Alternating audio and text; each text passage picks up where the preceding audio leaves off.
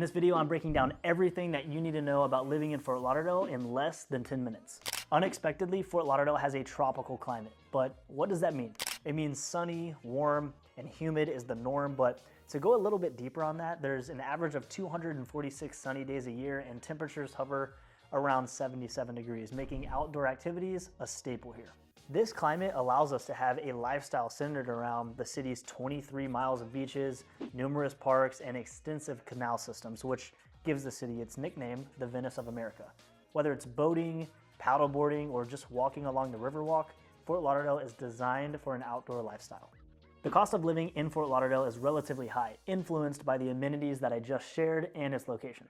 I'm from Texas originally, and what I tell people to help them understand why housing is much more expensive here in Florida than in Texas is that Texas is wide open, with a lot of land to build on, making it possible for developers to keep building houses to keep up with the demand. Here in Florida, especially Southeast Florida, we can't build hardly anything anymore because we're crammed in between the Everglades and the ocean. So taking it back to what we were taught in middle school, if the demand to be here is really high and there's not enough room for everyone, it forces housing prices to rise pretty substantially. For example, the median sales price of a 3-bedroom, 2-bath home in Fort Lauderdale at the time of making this video is over $800,000. That doesn't mean that you can't find a home for $350,000 to $500,000, but to get into something that has everything you want and in the area you want, you'll be dishing out a number closer to that $800,000. The median price of a 2-bedroom apartment is roughly $2,500 to $3,000 a month. Fort Lauderdale's economy is super diverse with industries like tourism, marine, and technology. As one of the largest yachting capitals in the world, the city has a booming marine industry that supports thousands of jobs. Companies like AutoNation and Citrix have headquarters here,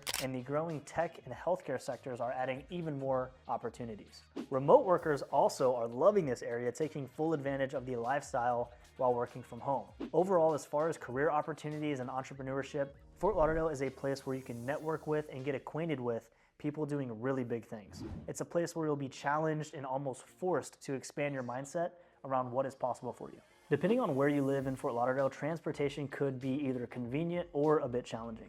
The Brightline train has made county-to-county travel much easier, offering high-speed routes to Miami, West Palm Beach, and Orlando. Traffic on I-95 and Federal Highway can be a bit brutal, especially during peak season when snowbirds and tourists flood the city, but it's nothing like the traffic over in Miami. If you live near downtown or the beach, biking and walking is doable, but having a car here is still a necessity for most people. For families, education is a major factor when moving to Fort Lauderdale. The city is part of Broward County Public Schools, the 6th largest school district in the US. While some public schools are highly rated, private and charter schools are popular options for those looking for specialized education. American Heritage, Pinecrest, and St. Thomas are all popular private schools, either in or within close proximity to Fort Lauderdale. There's also many college campuses within close proximity as well, including Florida Atlantic University, Broward College, and Nova Southeastern. Fort Lauderdale offers that mix of laid-back beach culture and high-end entertainment. The Riverwalk Arts and Entertainment District is home to museums, theaters, and galleries, while Las Olas Boulevard is lined with some of the best restaurants, bars, and boutique shops here in South Florida. Events like the Fort Lauderdale International Boat Show and Tortuga Music Festival bring in crowds from all over, making the city feel lively all year. Safety varies widely depending on what neighborhood you're in, so it's really important to do your research.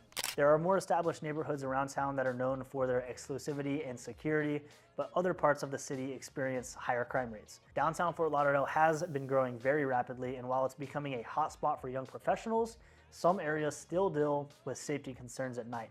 Talking to locals, visiting neighborhoods in person, and doing some research online is the best way to determine where you would feel most comfortable.